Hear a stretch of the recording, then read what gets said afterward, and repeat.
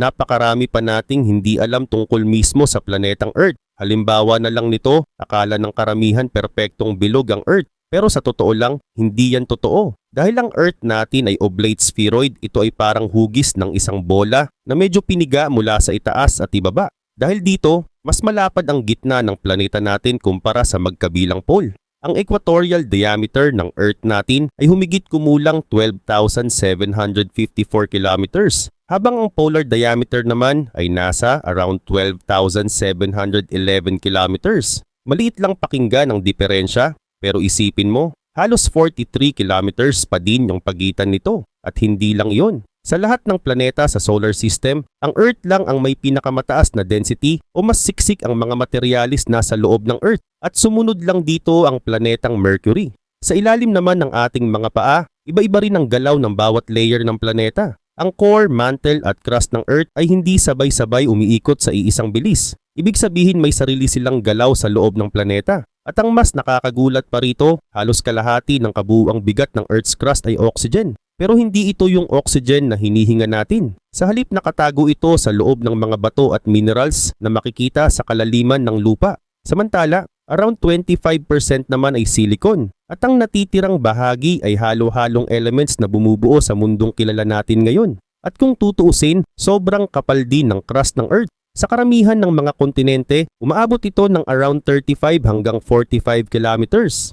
Pero sa ilalim ng malalaking mountain ranges, kaya nitong umabot hanggang 75 kilometers ang kapal. At habang palalim ng palalim, mas lalong nagiging brutal ang kondisyon.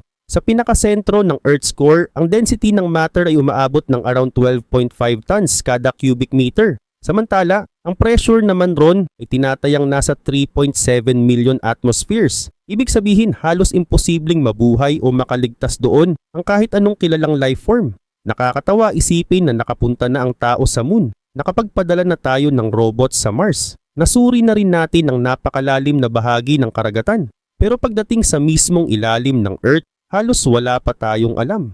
Parang mas kilala pa nga natin ang outer space kaysa sa mundong nasa ilalim mismo ng ating mga paa. At para lang makasilip ng kaunti sa loob ng Earth's crust, kailangan pa ng napakalaking expedition. Halos kasing hirap ito ng pagpapadala ng misyon sa kalawakan. Sa mga nakaraan, may ilang proyekto nang nagtatangkang hukayin ang pinakamalalim na bahagi ng planeta. At ang nakakagulat ay nakakuha sila ng mga discovery na talagang nagpabago sa pananaw ng science. Kaya ngayon sisilipin natin ang isa sa pinakamalalalim at pinakadelikadong proyekto na sinubukan ng tao. Pero bago tayo magsimula, huwag kalimutang i-like ang video na ito. Malaking bagay na ito para sa aming mga content creator. Maraming salamat at ngayon simulan na natin.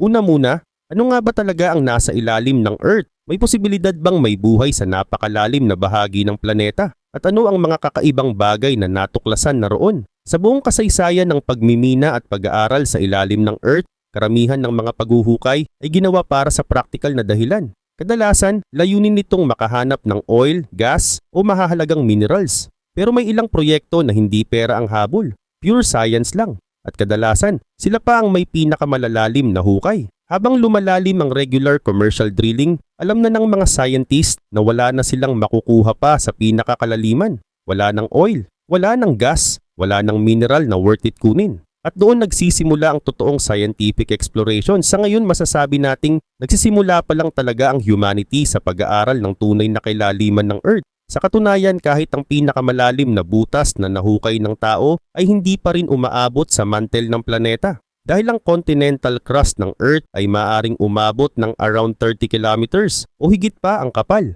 Mas madali sana itong gawin sa ilalim ng karagatan dahil mas manipis ang oceanic crust. Sa ilang lugar, around 5 kilometers lang ang kapal nito. Kaya noong 1960s, sinubukan ng mga Amerikano ang isang proyekto na tinawag na Project Mohole. Ang goal nila ay mabutas ang ocean floor at maabot ang mantle ng Earth. Pero hindi ito naging successful. Lumipas ang maraming taon at noong early 2000s, sinubukan ulit ito ng Japan sa pamamagitan ng Chikyu Project. Isa itong napaka-advanced na drilling mission na may layuning makarating ng mas malalim kaysa sa anumang proyekto noon. Pero kahit gaano ka-advance ang technology nila, hindi pa rin nila tuluyang naabot ang mantle. Ganun pa man. Kung pag-uusapan naman ang posibilidad na makarating mismo sa core ng Earth, sa totoo lang parang science fiction na talaga yun, kung iisipin. At tanggapin na talaga natin na napakalayo pa natin doon. Ang outer core ng Earth kasi natin ay nasa around 2,900 kilometers sa ilalim ng surface. Halos imposibleng ma-imagine kung gaano iyon kalalim. Para mas maintindihan natin, isipin mo ito. Ang International Space Station o ISS ay umiikot sa Earth sa taas na around 400 kilometers lang mula sa planeta. Ibig sabihin mas madali pa para sa tao ang pumunta sa outer space kaysa makarating sa core ng sarili nating mundo. At kahit ngayon na sobrang advanced na ng technology, wala pa ring nakakagawa nito. Pero may isang proyekto na halos naging alamat pagdating sa deep drilling, ang Kola Super Deep Borehole. Hanggang ngayon hawak pa rin ng Kola Super Deep ang world record bilang pinakamalalim na butas na nahukay ng tao sa buong planeta. Ang final depth nito ay umabot ng around 12,262 meters. At kahit maraming modernong proyekto na ang sumunod pagkatapos nito, wala pa ring nakatalo sa record na yun. Ang mas nakakabilib pa, hindi ito ginawa para maghanap ng oil o gas. Pure scientific research lang talaga ang dahilan kung bakit ito hinukay. Gusto ng mga scientist na pag-aralan ang pinakamatatandang bato sa Earth. Umaasa silang baka may matuklasan silang impormasyon tungkol sa itsura ng planeta nung bagong-bago pa lang ito. Para sa proyekto, pinili nila ang lugar malapit sa Kola Peninsula sa Russia, bahagi ng tinatawag na Baltic Shield. Espesyal ang lugar na ito dahil dito matatagpuan ang ilan sa mga pinakamatandang volcanic at igneous rocks sa Earth. Ang ilan sa mga batong iyon ay tinatayang nasa around 3 billion years old na. Para maintindihan kung gaano na yun katanda, ang Earth mismo ay tinatayang around 4.5 billion years old. Ibig sabihin, habang naguhukay sila pababa sa ancient geological formation na ito, parang bumabalik din sila sa pinakaunang panahon ng planeta. Parang sinisilip nila ang pagkabata ng Earth. Nagsimula ang drilling noong Mayo 24, 1970 at hindi ito mabilis na proseso. Inabot sila ng 4 na taon bago nila naabot ang depth na around 7,263 meters. Sa simula gumamit sila ng drilling equipment na karaniwang ginagamit sa oil at gas extraction. Pero habang palalim ng palalim ang operasyon, kinailangan nilang gumawa ng mas advanced na sistema. Nag-install sila ng bagong turbine drilling rig. Sa setup na ito, hindi buong drilling pipe ang umiikot. Ang umiikot lang ay mismong drill head sa dulo. Napakahalaga nito dahil sa sobrang lalim. Napakalaki na ng pressure at timbang ng buong drilling system. Ang turbine na ginamit nila ay around 46 meters ang haba. Sa pinakadulo nito ay isang drill head na may diameter na around 214 millimeters. At kakaiba rin ang disenyo nito. Hindi nito dinudurog ang buong bato. Sa halip nagiiwan ito ng solidong bahagi sa gitna na tinatawag na core. Ang core na ito ay may diameter na around 60 millimeters. Ito ang pinakaimportanteng bahagi ng buong proyekto. Dahil sa pamamagitan ng mga rock samples na ito, napag-aaralan ng scientists ang composition at history ng Earth habang palalim ng palalim sila. Sa loob ng turbine, may espesyal na tubo na dumadaan mula taas hanggang baba para maakyat ang mga nakolektang bato mula sa ilalim ng lupa. At habang lumalalim ang drilling, lalo ring nagiging delikado ang buong operasyon. Ang buong drilling string kasama ang drilling fluid ay tumitimbang ng around 200 tons. At take note, espesyal na light alloy pipes pa ang ginamit nila rito. Dahil kung ordinaryong steel pipes lang ang ginamit, mababali ang buong structure dahil lang sa sarili nitong bigat. At syempre habang palalim ng palalim ang paghuhukay sa crust ng Earth, mas dumadami rin ang aksidente at problemang hindi inaasahan. Isa sa pinakamalaking trahedya sa kasaysayan ng Kola Super Deep ay nangyari matapos pansamantalang ihinto ng team ang kanilang trabaho. Noong September 27, 1984, umalis muna ang ilan sa mga scientists at engineers para dumalo sa International Geological Congress sa Moscow. Mukhang normal lang sana yun. Pero pagbalik nila, doon nagsimula ang pinakamalaking problema ng buong proyekto. Parang ayaw patawarin ng Earth ang matagal na pag-iwan nila sa butas. Habang nakahinto kasi ang drilling operations, may ilang bahagi ng pader sa loob ng well na hindi pa reinforced gamit ang cemented steel pipes. Dahil dito nagsimulang ma-deform at gumuho ang ilang section sa ilalim. Pagbalik ng team, itinuloy nila ang trabaho gaya ng dati. Una, sinubukan nilang hilahin paitaas ang napakahabang drilling column. Pero habang inaakyat ito, bigla itong na-stuck sa loob ng well. At nang pilitin nila itong tanggalin, naputol ang buong drilling assembly. Kasama sa naiwang nakabaon sa ilalim ang isang turbo drill at halos 5 kilometrong haba ng drill pipes. Sa isang iglap, 5 taon ng trabaho ang halos nasayang. Imagine mo yon. Napakalaking equipment, napakalalim ng kinalalagyan. at halos imposibleng bunutin pabalik. Pero hindi sumuko ang team. Ilang beses silang nagtangkang gumawa ng bagong drilling path para maiwasan ang bahagi kung saan na-stuck ang equipment. Isa itong common technique sa deep drilling na tinatawag na sidetracking. Sa halip na ipilit ang lumang daan, gagawa sila ng bagong ruta mula sa mas mataas na bahagi ng well. Pero hindi naging madali ang proseso. Paulit-ulit silang nakaranas ng aksidente, pagkasira ng kagamitan at mga dead end sa ilalim ng lupa. Dahil dito, ang Kola Super Deep ay hindi simpleng tuwid na butas pababa. Sa katunayan, mas kahawig pa ito ng isang higanting underground maze na may maraming sanga at liko sa iba't ibang direksyon. Parang isang kakaibang planeta na may magkakaugnay na tunnel sa ilalim ng Earth. Inabot pa ng 6 na taon bago nila muling naabot ang depth na 12 kilometers. At noong 1990, narating nila ang final record depth na around 12,262 meters. Sa panahon na yon, isa na itong engineering miracle. Pero kahit ganun kalalim, hindi pa rin nito naabot kahit kalahati ng kapal ng Earth's crust sa mga kontinente. Dahil ang crust sa lupa ay maaring umabot ng around 30 kilometers ang kapal. At mas nakakabaliw isipin na sa ilalim pa nito ay naroon ang mantle na halos 3,000 kilometers naman ang kapal. Sa laki ng Earth, parang manipis na gasgas lang pala ang nagawa ng tao sa ibabaw ng planeta. Pagkatapos noon, sunod-sunod pa ulit ang naging problema at aksidente. Unti-unting nawalan ng pag-asa ang mga engineers na makakahukay pa ng mas malalim kaysa roon. Sa puntong iyon, halos ginawa na nila ang lahat ng posible gamit ang technology noong panahon na yon. At para bang may limitasyon na talagang ayaw lampasan ng Earth. Parang mismong planeta na ang tumatangging ibunyag ang mas malalim nitong sikreto. Kaya noong 1992, tuluyan nang itinigil ang drilling operations. Pero kahit hindi nila naabot ang original target na 15 kilometers, sobrang tagumpay pa rin ng Kola Super Deep pagdating sa science. Sa halos bawat metro ng paghuhukay, may bagong impormasyon silang natutuklasan tungkol sa ilalim ng Earth. Halimbawa, nakahanap sila ng industrial deposits ng copper at nickel ore sa depth na around 1.6 kilometers. Pero mas nakakagulat ang sumunod nilang discovery.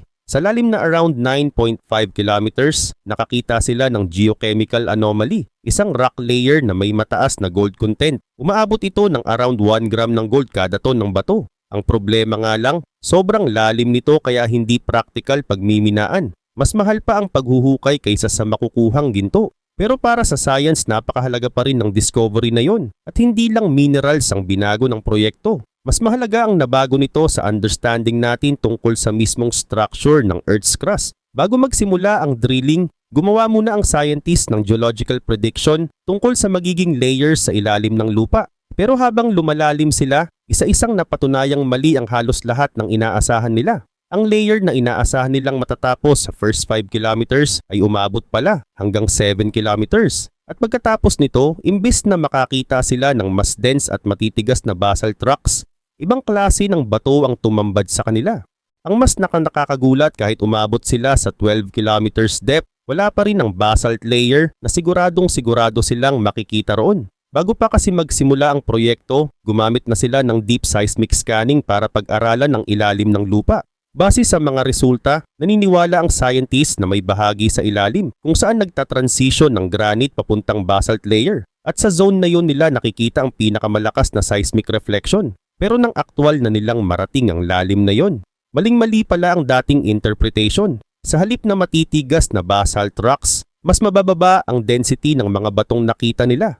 Puno rin ito ng fractures at bitak. Ibig sabihin, maraming bagay na akala ng science na sigurado na tungkol sa kailaliman ng Earth, biglang napatunayang mali. Ang discovery na ito ay talagang ikinagulat ng scientific community. Walang sino man ang nag-expect sa nakita nila sa ilalim ng Earth. Sa katunayan, marami sa dating paniniwala tungkol sa deep geology ang kinailangang baguhin matapos lumabas ang mga resulta mula sa Kola Super Deep. At dahil dito, nagsimulang tingnan ng scientists sa ibang perspective ang mga lumang geophysical studies na ginawa noon sa iba't ibang bahagi ng mundo. Pero hindi naging madali ang pagkuha ng impormasyon mula sa ganong kalalim na lugar. Isa sa pinakamahirap na challenge ay ang pag-akyat ng mga rock samples mula sa ilalim. Tulad ng core samples na nabanggit natin kanina. Kapag iniangat kasi ang mga ito mula sa napakalalim na bahagi ng Earth, biglang bumababa ang pressure na nakapaligid sa bato. At dahil doon, kahit sobrang tibay na granite, nadudurog pa rin ito habang paakyat sa surface. Imagine mo yun. Ang granite na isa sa pinakamatitigas na bato sa mundo, kusang nababasag dahil lang sa matinding pagbabago ng pressure. Dahil dito, minsan kailangan pang sobrang bagalan ng scientists ang pag-akyat ng core samples. Sa ilang pagkakataon, inaabot pa ito ng ilang araw para lang manatiling buo ang bato at hindi masira ang structure nito bago makarating sa ibabaw. Pero mas lalo silang nagulat sa isa pang bagay, ang temperatura sa kailaliman ng Earth. Noong una, inaasahan ng scientists na tataas lang ang init ng around 11 degrees Celsius kada kilometer habang lumalalim ang drilling. Pero habang papunta sila sa depth na around 2.2 hanggang 7.5 kilometers, biglang nag-iba ang lahat. Ang temperature increase ay umakyat sa around 24 degrees Celsius kada kilometer. Mas mainit ng sobra kaysa sa original calculations nila. Sa lalim na around 5 kilometers, ang temperatura ay nasa around 70 degrees Celsius na. At nang maabot nila ang around 12 kilometers, umabot ang init sa halos 220 degrees Celsius.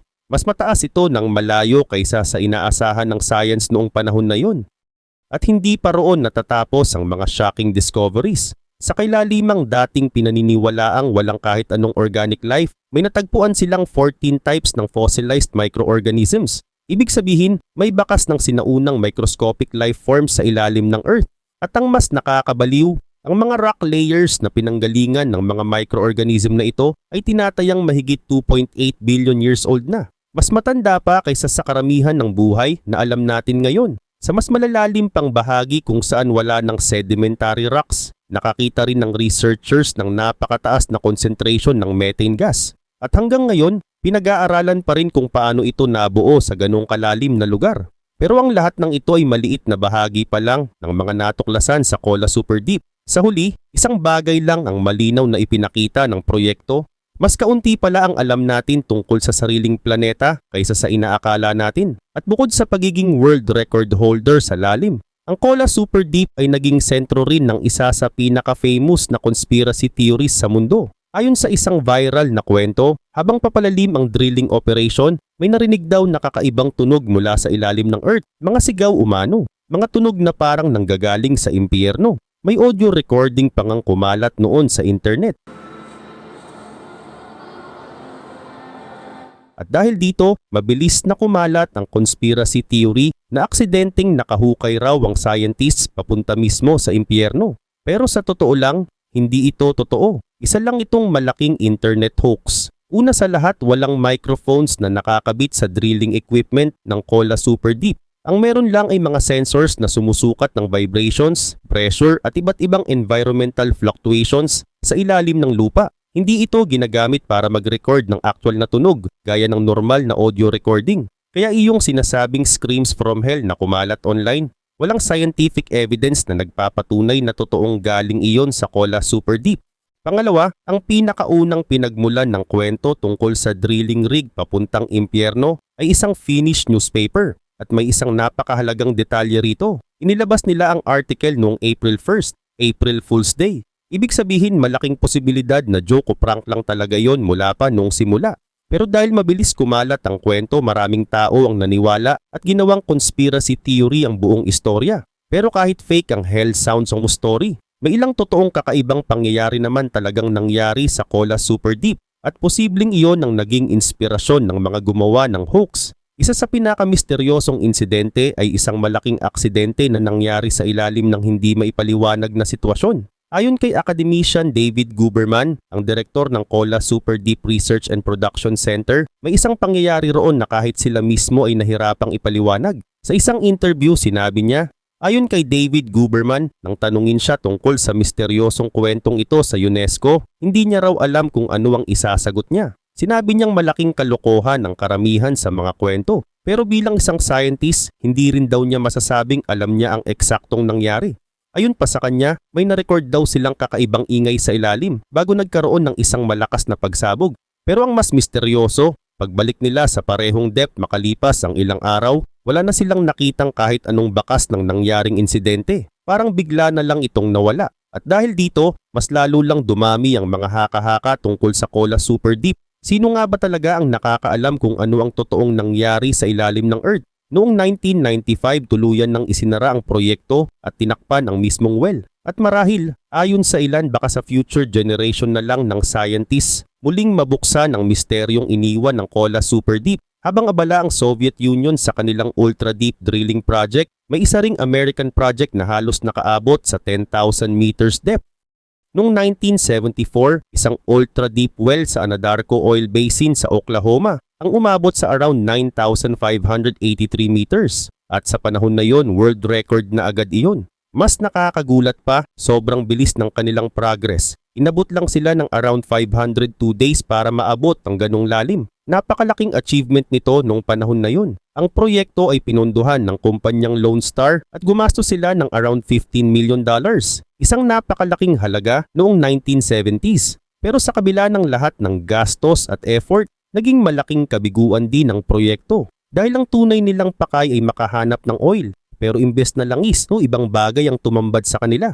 Habang papalalim ang drilling turbine, bigla itong nakapasok sa isang napakalaking underground reservoir ng tunaw na sulfur. Parang isang nagbabagang dagat sa ilalim ng Earth. Dahil dito, maraming tao noon ang ikinumpara ang lugar sa underworld o impyerno dahil sa sobrang init at kakaibang kondisyon sa ilalim. Pero dahil wala itong commercial value, mabilis ding isinara ang proyekto. At doon nagtapos ang kwento nito. Pero makalipas ang isang dekada, may isa na namang mas kakaibang proyekto na isinagawa sa kabilang panig ng mundo. The Swedish Project, noong 1980s, may lumabas na isang kakaibang scientific theory tungkol sa pinagmulan ng oil at natural gas. Karamihan kasi ng scientists noon ay naniniwalang nabuo ang fossil fuels mula sa mga sinaunang halaman at organisms na nabaon sa lupa sa loob ng napakahabang panahon. Pero may ilang researchers na may ibang paniniwala. Ayon sa kanilang theory, posible raw na ang oil at gas ay hindi lang galing sa biological materials. Posible ring nagmumula ito mismo sa mantle ng Earth.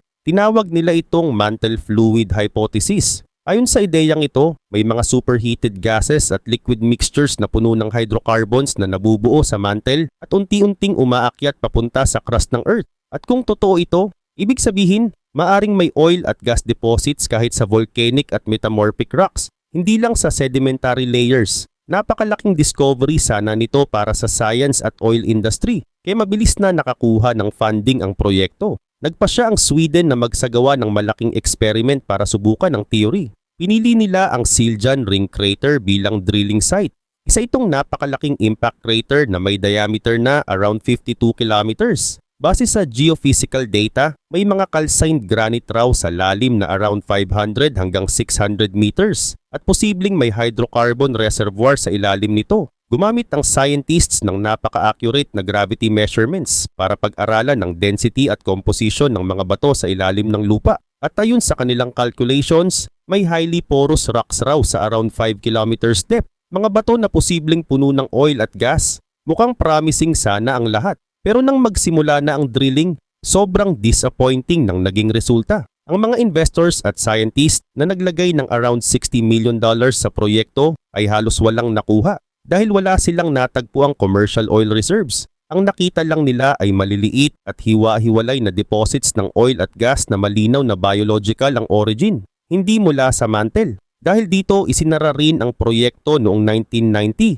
Pero kahit nabigo ang proyekto, may isang discovery doon na hanggang ngayon ay pinag-uusapan pa rin. Noong July 11, 1987, habang sinusubukan ng team na tanggalin ang isang naiwang drill line sa ilalim, may napansin silang kakaibang substance sa kanilang kagamitan. Nang maiangat nila ang drill pipe sa surface, laking gulat nila nang makita na ang loob ng lower section nito ay puno ng isang malagkit na itim na substance. Para itong black jelly o makapal na aspalto. At ang timbang nito ay nasa around 60 kilograms. Nakuha ito mula sa depth na around 5,945 meters. Agad itong pinag-aralan ng scientists. Base sa unang analysis, ang pangunahing component nito ay magnetite na may halong paraffinic hydrocarbons. Mas nakakagulat pa, may nakita rin silang biomarkers na kahawig ng mga dating natagpuan sa paligid ng Siljan Ring Crater. Dahil dito, may ilang researchers na naglabas ng isang napaka-bold na theory. Posible raw na ang black material ay produkto ng underground bacteria na gumagamit ng non-biological hydrocarbons mula sa mantle bilang bahagi ng kanilang life cycle.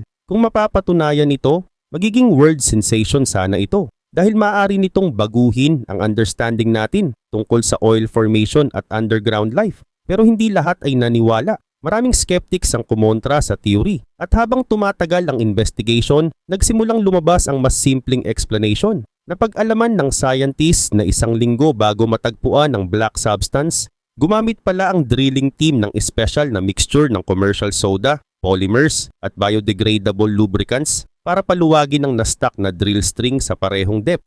Umiikot ang chemical mixture na yon sa loob ng system ng halos isang araw at matapos noon, na-stuck ulit ang drill pipe. Matapos ang mas malalim na chemical analysis, napag-alaman na ang mysterious black jelly ay hindi pala galing sa mantle or underground bacteria. Isa lang pala itong produkto ng matinding pressure, init, chemical reactions at mechanical stress sa ilalim ng earth. Ang ordinaryong biodegradable lubricants ng mahaluan ng caustic soda, diesel fuel at hydrocarbons mula sa local water sources ay nag-transform sa isang kakaibang substance na hindi nila inaasahan.